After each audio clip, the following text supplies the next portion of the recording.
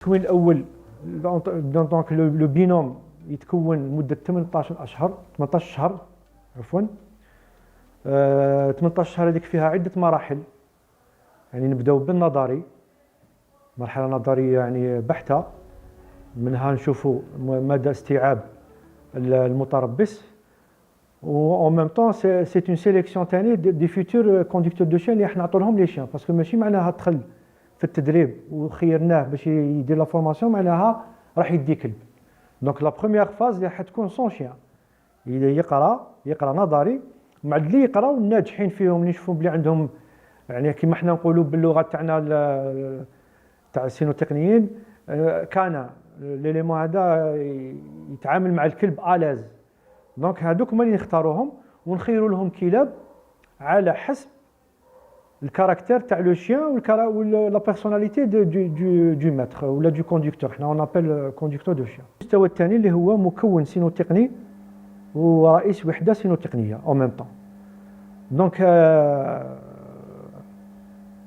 المسؤوليه تاع المستوى الثاني راح يولي هو بدوره مكون تاع لو بروميي نيفو، وفي نفس الوقت راح يكون مسؤول على دو بينوم، زوجين من دونك اوم شيان في الانترفونسيون، في التدخل. دونك هو اللي راح يجيريهم في الانترفونسيون باش ينجح في التكوين هدايا. نفس الشيء، عنده تكوين نظري بحت وعنده التكوين تطبيقي. التكوين التطبيقي راح يكون مختلف على المستوى الاول. المستوى الاول بوكو بلوس سي ان ترافاي اوم شيان. في المستوى الثاني راح يكون نعلموه كيفيه التعامل مع عده ازواج اللي هما اوم شيان، وكيفيه كومون لي جيري سور لو تيران، que ce soit sur le terrain في l'opérationnel ولا داخل الثكنه للقيام بواجباتهم اليوميه. Une fois donc ياكسيدي لو نيفو هذا avec un examen final aussi et validation،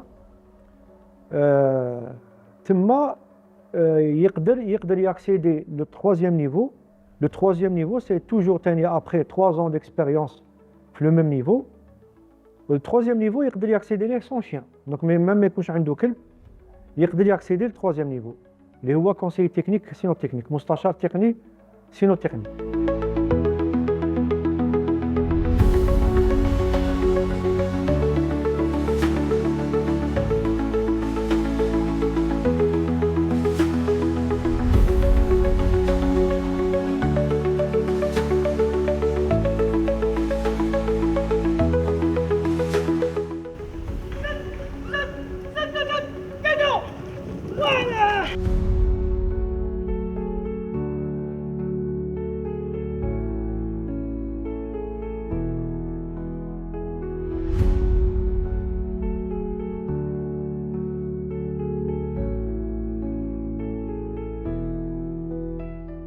الكلاب هي الأخرى تخضع لفترة تدريب صارمة تمتد ل18 شهرا للتأقلم مع مختلف الفصول والظروف والمواقع، وهذا التأهيل يضمن جاهزيتها للتدخل في جميع الحالات الطارئة مستقبلا.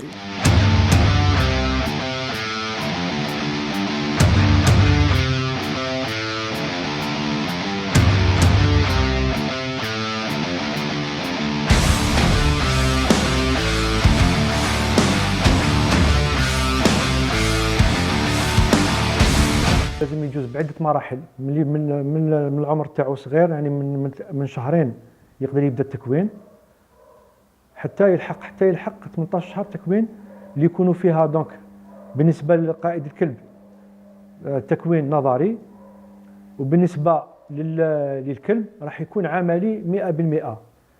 راح يكون فيها نبداو بالمرحله الاولى اللي هي الديبوراج بور لو شيان.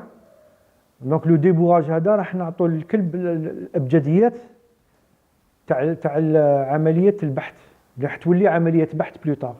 دونك في الاول راح يكون جوست ان سامبل جو، ومن بعد بالوقت راح تولي عمليه بحث حقيقيه. المراحل هذه راح تكون مقسومه فيها دي ديبلاسمون. دونك اون فا ديبلاسي باش الكلب هذا ثاني يعرف باللي يقدر يديبلاسي عده كيلومترات باش يخدم.